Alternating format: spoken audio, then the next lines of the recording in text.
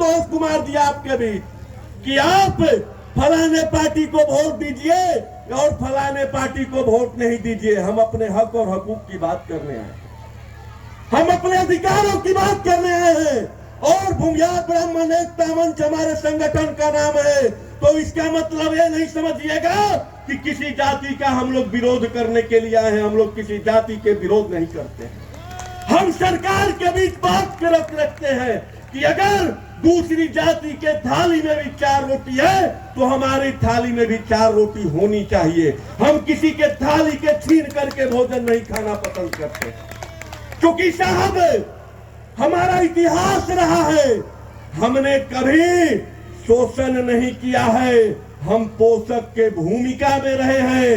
अगर आप अपना इतिहास उठा करके देख लीजिए, हमारे गार्जियन बहुत खुशी होती है। पहले आशुतोष जी के सभा में नौजवान लोगों की संख्या बहुत होती थी, 90%। लेकिन इधर 2-4 साल के दौर में अब बहुत हमको खुशी होती है कि आशुतोष जी के सभा में लगभग 50% की संख्या और 50% 40 साल के नीचे वाले लोग। तो जो लोग जिनके मन में ये भावना रहती है या जो कहते हैं हमें दलितों को बताना पड़ेगा, हमें उनको आईना दिखाना पड़ेगा कि जो लोग कहते हैं कि यह समाज को शोषण करने का काम किया है।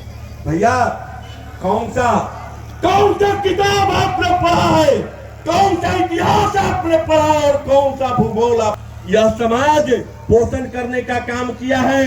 जो लोग कहते हैं कि यह समाज शोषण करने का काम किया है, उनसे जरा पूछिए कि जिसके बारे में आप कह रहे हैं कि शोषण करने का काम किया है, उन दलितों को भी जाकर के बताने का काम करिए कि साहब सरकार आज इतनी सारी व्यवस्थाएं दे रही है, सरकार भारत सरकार इतना सारा रोजगार दे रहा है, लेकिन जब भारत सरकार के पास कोई इंफ्रास्ट्रक्चर नहीं था, जब देश गुलामी की जंजीरों से कटा था और आजाद हुआ था, तब इन दलितों को पेट में अनाज और तन पर कपड़ा देने का काम किसी ने किया है तो हमारे समाज के पूर्वजों ने किया है। क्या इसको शोषण कहते हैं? जब सरकार के पास न फैक्ट्रियां थी, न बड़े बड़े रोजगार देने का अवसर था, तब अपने खेत में रोजगार देने का काम अगर किसी ने किया है तो हमारे पूर्वजों ने किया है। रोजगार ही नहीं साहब, उन दलितों को खतिहान निकलवा करके देख लीजिए, खतिहान निकलवा करके देख लीजिए। जिस जमीन में वो रहते हैं उनका भी खतिहान हमारे और आपके दादा परदादा के नाम पर निकलेगा।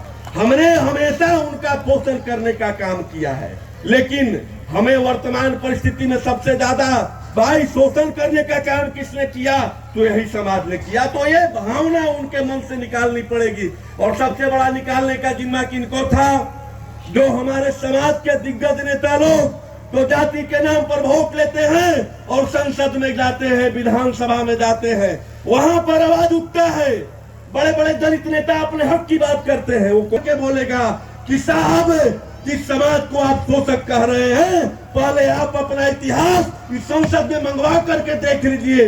आप जिस दिन माता की गोद से पहला कदम जिस जमीन में रखे होंगे ना, वो भी हमारे दादा और परदादा द्वारा दिए गए दान में दिए गए जमीन में रखे होंगे साहब। लेकिन वो तो बताने का काम नहीं करते हैं। वो जाति से वोट लेकर के जाते हैं, जाति से मंत्रालय तय होता है, लेकिन वहां पर जाकर के वो तो पार्टी के हो जाते हैं, पार्टी के हो जाते हैं। हमारे संगठन का मांग है भाई, अभी देखे होंगे बिहार में जातीय जनगणना हुआ, इतना करोड़ रुपया खर्चा हो गया,